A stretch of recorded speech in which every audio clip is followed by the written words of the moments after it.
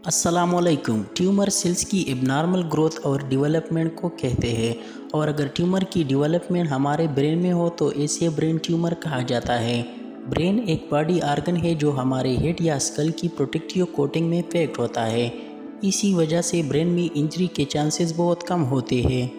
लेकिन अगर brain cells का रेडिएशन जैसा कि एक्स-रेज वगैरह से एक्सपोजर हो जाए तो इससे डीएनए के सेल्स में म्यूटेशन हो सकती है, जो कि ट्यूमर की वजह बन सकती है।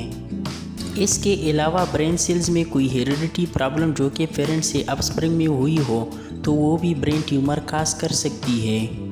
ब्रेन ट्यूमर को सर्जरी, कीमोथेरेपी या रेडिएशन थेरेपी से ट्रीट किया जाता है। सर्जरी के ज़रिए ब्रेन ट्यूमर को ट्रीट करने के बहुत से तरीक़े हैं, जिनमें क्रेनियोटोमी, न्यूरोएंडोस्कोपी और लेज़र एब्लेशन शामिल है।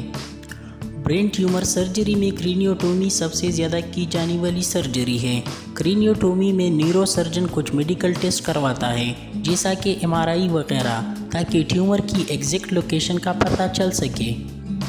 सर्जरी के दौरान पेशेंट के हेड में कट लगा के बोन को रिमूव किया जाता है, जिससे कि सर्जन को ब्रेन सेल तक एक्सेस इजी हो जाती है। इस तरह ट्यूमर को लोकेट करके रिमूव किया जाता है। आजकल क्रेनियोटोमी के दौरान ट्यूबुलर रिट्रैक्टर सिस्टम भी इस्तेमाल किया जाता है। ये सिस्टम वाइट मैटर में मूव करता है और ब्रेन टिश्यू को बिना डैमेज किए साइड पर करता है, जिससे ट्यूमर तक एक्सेस आसान हो जाती है और इसे रिमूव कर लिया जाता है।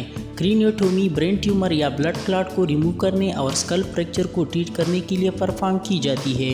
इसके अलावा न्यूरोएंडोस्कोपी में स्कल में 2 से 3 स्मॉल होल्स किए जाते हैं और न्यूरोएंडोस्कोप की मदद से ट्यूमर को लोकेट करके रिमूव किया जाता है।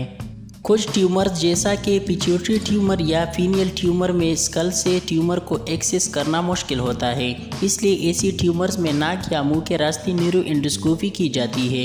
इनके अलावा लेज़र एब्लेशन से भी ब्रेन ट्यूमर को ट्रीट किया जाता है।